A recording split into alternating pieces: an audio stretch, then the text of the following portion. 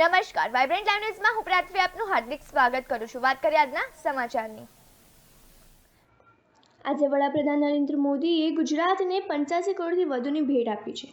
પ્રધાનમંત્રી નરેન્દ્ર મોદીએ આજે વિડીયો કોન્ફરન્સના માધ્યમથી ગુજરાતના સોમનાથમાં બહુવિધ પરિયોજનાઓનું ઉદ્ઘાટન અને ભૂમિપૂજન કર્યું હતું। જે પરિયોજનાનું ઉદ્ઘાટન કરવામાં આવ્યું એમાં સોમનાથ સહેલગાહ સોમનાથ એક્ઝિબિશન સેન્ટરને જૂના સોમનાથના પુનર્નિર્મિત મંદિર પરિસરનો સમાવેશ થાય છે। પ્રધાનમંત્રીએ આ કાર્યક્રમ દરમિયાન શ્રી પાર્વતી મંદિરનો શિલાન્યાસ પણ કર્યો હતો અને આ પ્રસંગે ગુજરાતના મુખ્યમંત્રી અને નાયબ મુખ્યમંત્રી નીતિન પટેલ સાથે લાલકૃષ્ણ અડવાણી, કેન્દ્રીય ગૃહમંત્રી, કેન્દ્રીય પર્યટન મંત્રી પણ ઉપસ્થિત રહ્યા હતા। આ પ્રસંગે નરેન્દ્ર મોદીએ દેશને સંબોધન કર્યું હતું। अब वह शुभ मुहूर्त आ गया है जिसके आगमन के लिए हम सभी बहुत समय से प्रतीक्षारत हैं। मैं अनुरोध करूंगा हमारे सम्माननीय प्रधानमंत्री महोदय से कि वे आज के उत्सव को साकार करें और रिमोट के द्वारा विभिन्न घटकों के लोकार्पण अथवा शिलान्यास का कार्यक्रम संपन्न करें।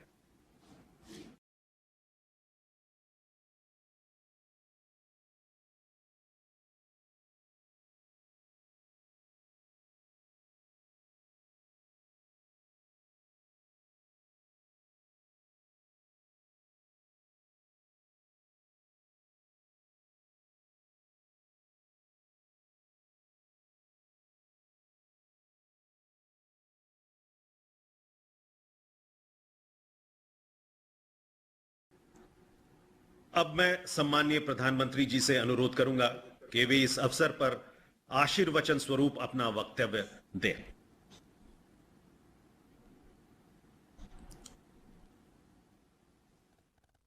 जय सोमनाथ। कार्यक्रम में हमारे साथ जुड़ रहे हम सभी के श्रद्धेय लालकृष्ण अडवाणी जी, देश के गृह मंत्री श्री अमित शाह जी, श्रीपद नाइक जी, अजय भट्ट जी, गुजरात के मुख्यमंत्री विजय जी, गुजरात के उप मुख्यमंत्री नितिन भाई, गुजरात सरकार में पर्यटन मंत्री जवाहर जी, वासण भाई, लोकसभा में मेरे साथी राजेश भाई, सोमनाथ मंदिर ट्रस्ट के ट्रस्टी श्री प्रवीण लहरी जी, सभी श्रद्धालुओं, देवियों और सज्जनों, मैं इस पवित्र अवसर पर वीडियो कॉन्फ्रेंस के जरिए जुड़ रहा हूं, लेकिन मन से मैं स्वयं को भगवान श्री सोमनाथ के चरणों में ही अनुभव कर रहा हूं। मेरा सौभाग्य है कि सोमनाथ मंदिर ट्रस्ट के अध्यक्ष के रूप में मुझे इस पुण्य स्थान की सेवा का अवसर मिलता रहा है। आज एक बार फिर हम सब इस पवित्र तीर्थ के कायाकल्प के साक्षी बन रहे हैं। आज मुझे समुद्र दर्शन पथ,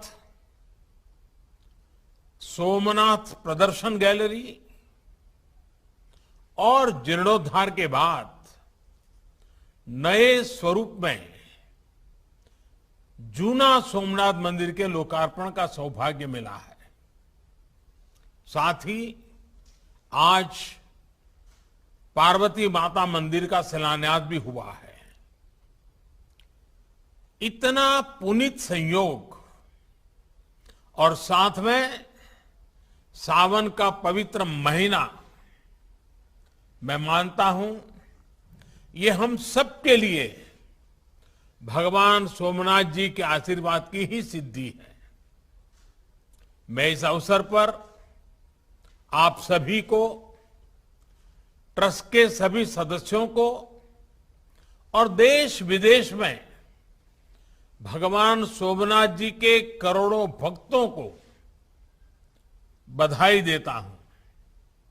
विशेष रूप से आज मैं लौह पुरुष सरदार वल्लभ भाई पटेल जी के चरणों में भी नमन करता हूं, जिन्होंने भारत के प्राचीन गौरव को पुनर्जीवित करने की इच्छा शक्ति दिखाई।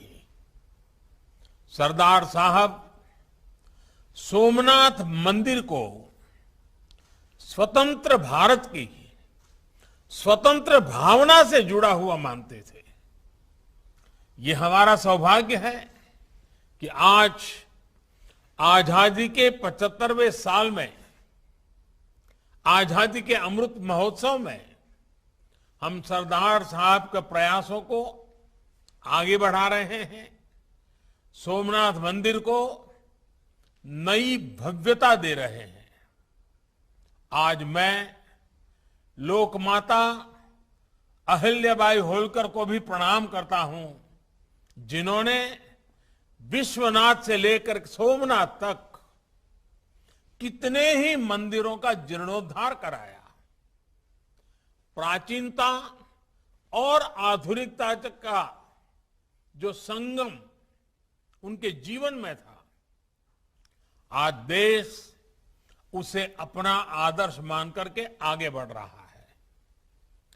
साथियों, स्टैच्यू ऑफ यूनिटी से लेकर कच्छ के कायाकल्प तक पर्यटन से जब आधुनिकता जुड़ती है तो कैसे परिणाम आते हैं, गुजरात ने इसे करीब से देखा है। ये हर कालखंड की मांग रही है कि हर धार्मिक पर्यटन की दिशा में भी नई संभावनाओं को तलाशें। लोकल अर्थव्यवस्था से तीर्थ यात्राओं का जो रिश्ता रहा है उसे और मजबूत करें। जैसे कि सोमनाथ मंदिर में अभी तक पूरे देश और दुनिया से श्रद्धालु दर्शन करने आते थे, लेकिन अब यहां समुद्र दर्शन पथ, प्रदर्शनी, पिलग्रिम प्लाजा और शॉपिंग कॉम्प्लेक्स भी पर्यटकों को आकर्षित करेंगे। अब यहां आने वाले श्रद्धालु जूना सोमनाथ मंदिर के भी आकर्षक स्वरूप का दर्शन करेंगे, नए पार्वती मंदिर का दर्शन करेंगे।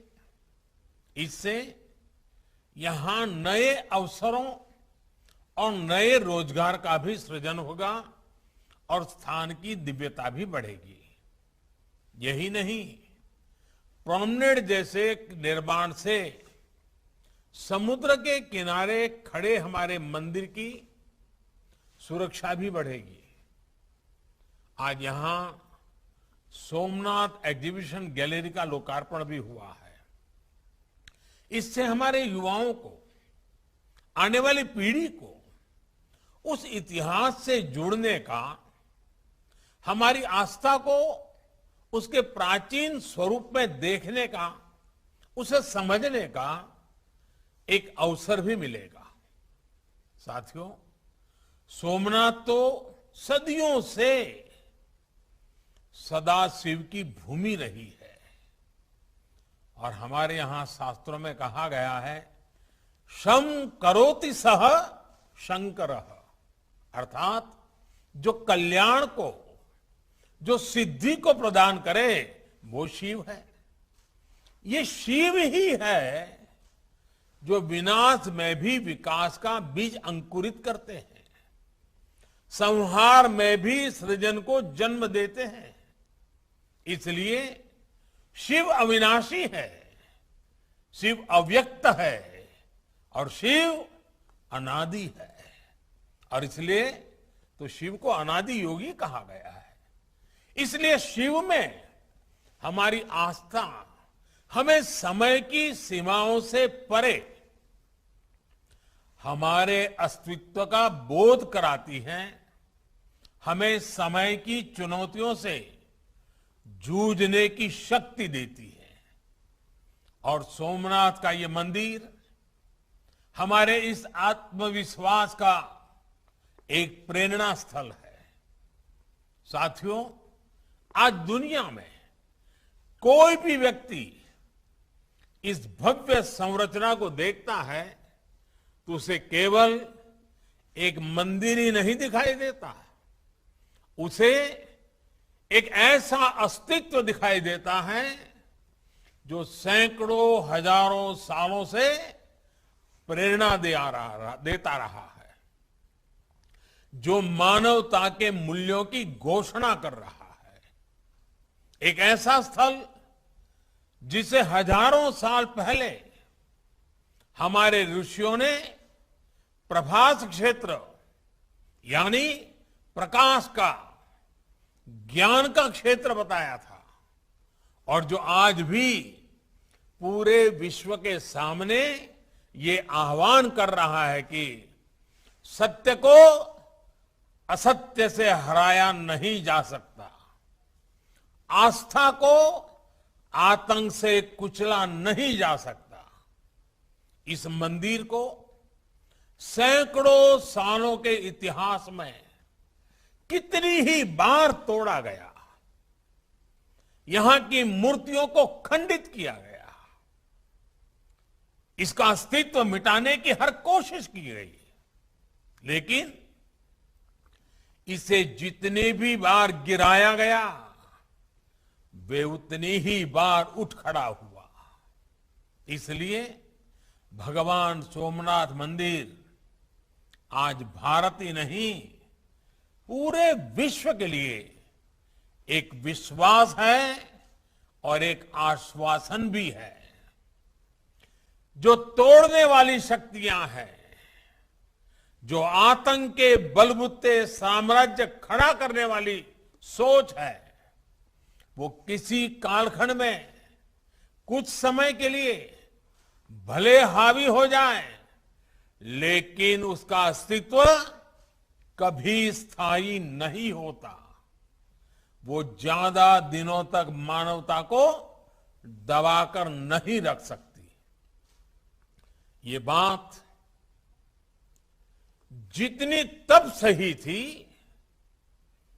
जब कुछ आतताई सोमनाथ को गिरा रहे थे, उतनी ही सही आज भी है जब विश्व ऐसी विचारधाराओं से आशंकित है। साथियों, हम सभी जानते हैं सोमनाथ मंदिर की पुनर्निर्माण से लेकर भव्य विकास की ये यात्रा केवल कुछ सालों या कुछ दशकों का परिणाम नहीं है। ये सदियों की दृढ़ इच्छा शक्ति और वैचारिक निरंतरता का परिणाम है। डॉक्टर राजेंद्र प्रसाद जी, सरदार वल्लभ भाई पटेल और कमा मुंशी जैसे महानुभावों ने इस अभियान के लिए आजादी के बाद भी कठिनाइयों का सामना किया, लेकिन आखिरकार 1950 में सोमनाथ मंदिर आधुनिक भारत के दिव्य स्तंभ के रूप में स्थापित हो गया। कठिनाइयों के सौहार्दपूर्ण समाधान की प्रतिबद्धता के साथ आज देश और आगे बढ़ रहा है। आज राम मंदिर के रूप में नए भारत के गौरव का एक प्रकाशित स्तंभ भी खड़ा हो रहा है। साथियों, हमारी सोच होनी चाहिए इतिहास से सीखकर वर्तमान को सुधारने की, एक नया भविष्य बनाने की। इसलिए जब मैं भारत जोड़ो आंदोलन की बात करता हूं तो उसका भाव केवल भौगोलिक या वैचारिक जुड़ाव तक सीमित नहीं है। ये भविष्य के भारत के निर्माण के लिए हमें हमारे अतीत से जोड़ने का भी संकल्प है। इसी आत्मविश्वास पर हमने अतीत के खंडहरों पर आधुनिक गौरव का निर्माण किया है, अतीत की प्रेरणाओं को संजोया है। जब राजेंद्र प्रसाद जी सोमनाथ आए थे तो उन्होंने जो कहा था वो हमें हमेशा याद रखना है। उन्होंने कहा था, सदियों पहले भारत सोने और चांदी का भंडार हुआ करता था। दुनिया के सोने का बड़ा हिस्सा तब भारत के मंदिरों में ही होता था। मेरी नजर में सोमनाथ का पुनर्निर्माण उस दिन पूरा होगा जब इसकी नींव पर विशाल मंदिर के साथ ही समृद्ध और संपन्न भारत का भव्य भवन भी तैयार हो चुका होगा। समृद्ध भारत का वो भवन जिसका प्रतीक सोमनाथ मंदिर होगा। हमारे प्रथम राष्ट्रपति डॉक्टर राजेंद्र प्रसाद जी का ये सपना हम सभी के लिए बहुत बड़ी प्रेरणा है। साथियों, हमारे लिए इतिहास और आस्था का मूल भाव है सबका साथ, सबका विकास, सबका विश्वास और सबका प्रयास। हमारे यहां जिन 12 ज्योतिर्लिंगों की स्थापना की गई है, उनकी शुरुआत सौराष्ट्रे सोमनाथम, सौराष्ट्रे सोमनाथम के साथ सोमनाथ मंदिर से ही होती है। पश्चिम में सोमनाथ और नागेश्वर से लेकर पूरब में बैद्यनाथ तक, उत्तर में बाबा केदारनाथ से लेकर दक्षिण में भारत के अंतिम छोर पर विराजमान श्री रामेश्वर तक, ये 12 ज्योतिर्लिंग पूरे भारत को आपस में पिरोने का काम करते हैं। इसी तरह हमारे चारों धामों की व्यवस्था, हमारे शक्ति पीठों की संकल्पना, हमारे अलग अलग कोनों से अलग अलग तीर्थों की स्थापना, हमारी आस्था की ये रूपरेखा वास्तव में एक भारत श्रेष्ठ भारत की भावना की ही अभिव्यक्ति है। दुनिया को सदियों से आश्चर्य होता रहा कि इतनी विविधताओं से भरा भारत एक कैसे हैं, हम एकजुट कैसे हैं। लेकिन जब आप पूरब में हजारों किलोमीटर चलकर पूरब से पश्चिम सोमनाथ के दर्शन करने वाले श्रद्धालुओं को देखते हैं, या दक्षिण भारत के हजारों हजार भक्तों को काशी की मिट्टी को मस्तक पर लगाते देखते हैं, तो आपको यह एहसास हो जाता है कि भारत की ताकत क्या है।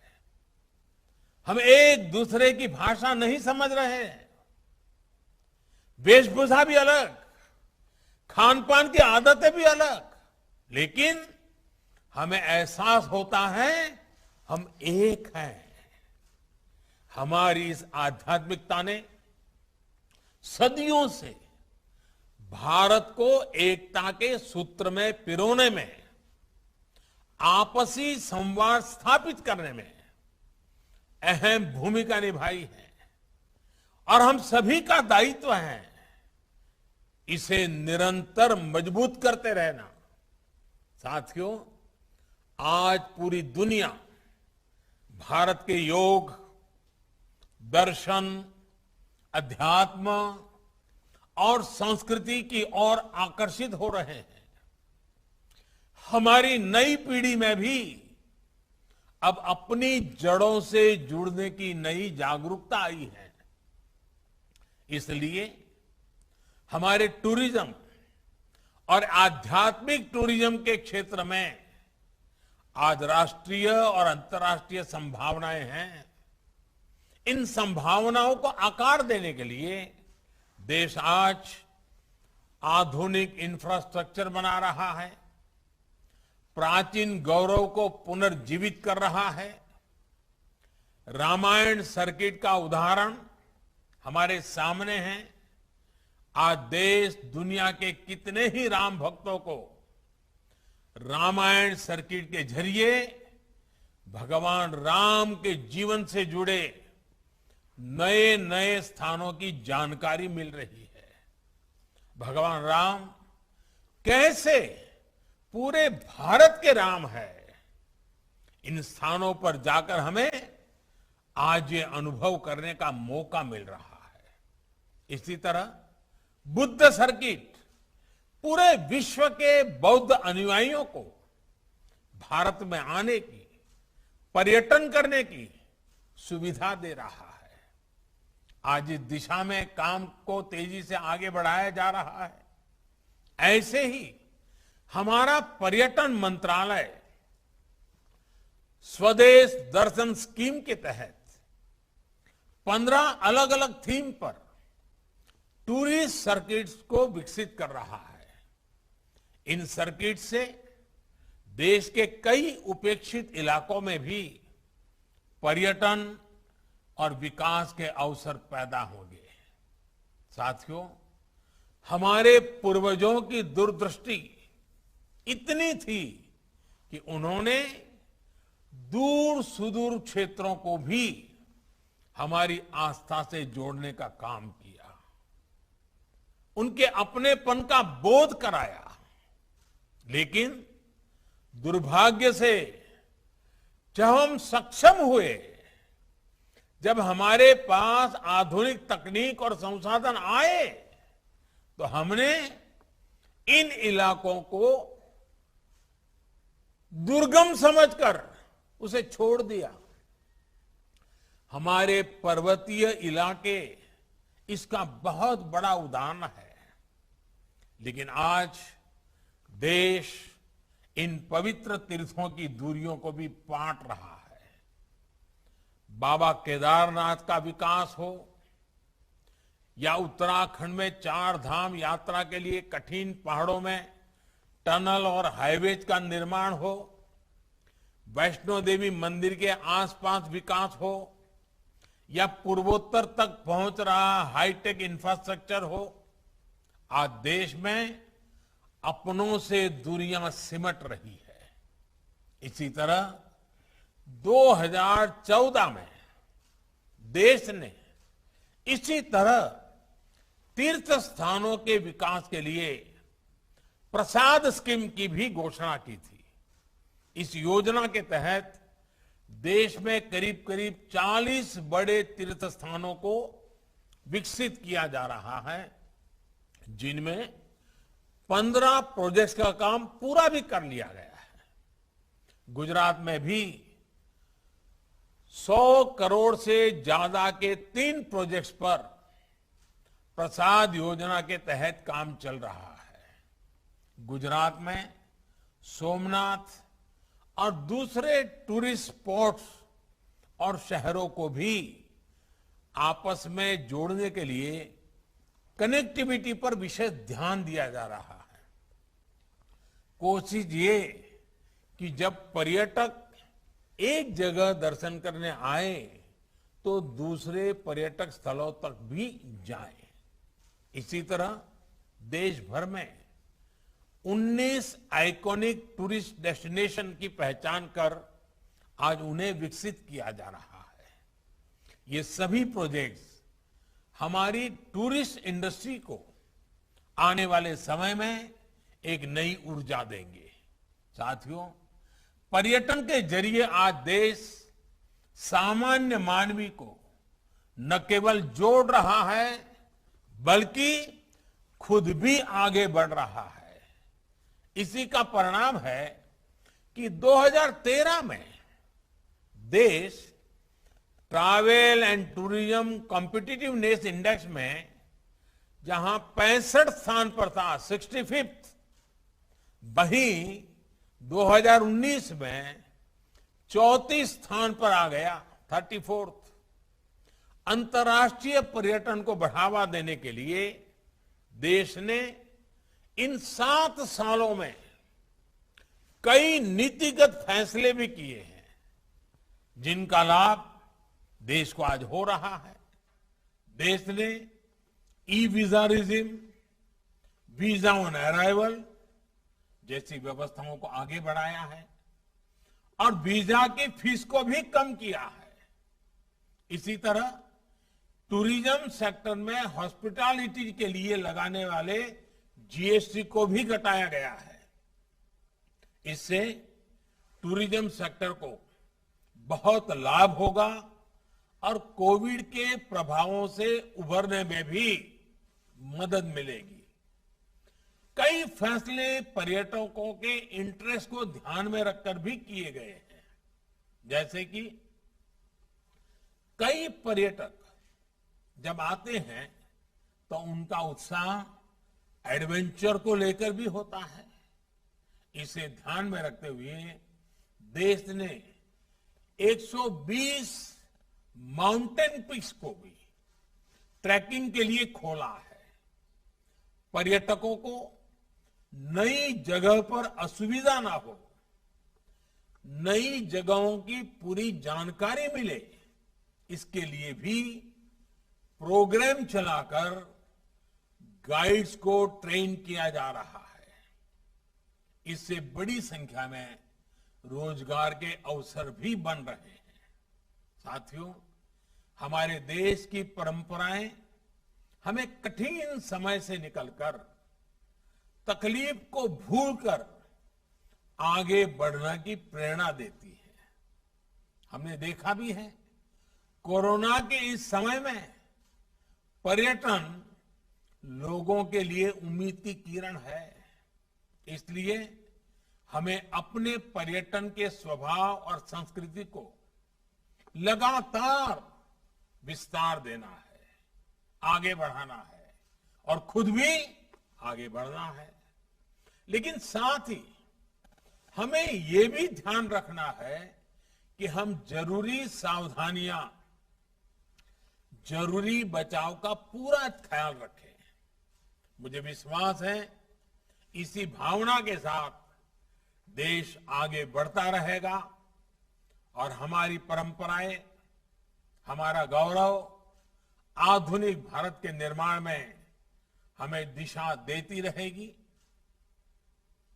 भगवान सोमनाथ का हम पर आशीर्वाद बना रहे। गरीब से गरीब का कल्याण करने के लिए हम में नई नई क्षमता, नई नई ऊर्जा प्राप्त होती रहे, ताकि सर्व के कल्याण के मार्ग को हम समर्पित भाव से सेवा करने के माध्यम से जन सामान्य के जीवन में बदलाव ला सके। इन्हीं शुभकामनाओं के साथ આપ સભી को बहुत बहुत ધન્યવાદ। સમાચારમાં બસ અત્યારે આટલું જ। વધુ જાણકારી માટે જોતા રહો વાઇબ્રન્ટ લાઈવ ન્યૂઝ। નિર્ભય સત્ય, જનતાનો અવાજ।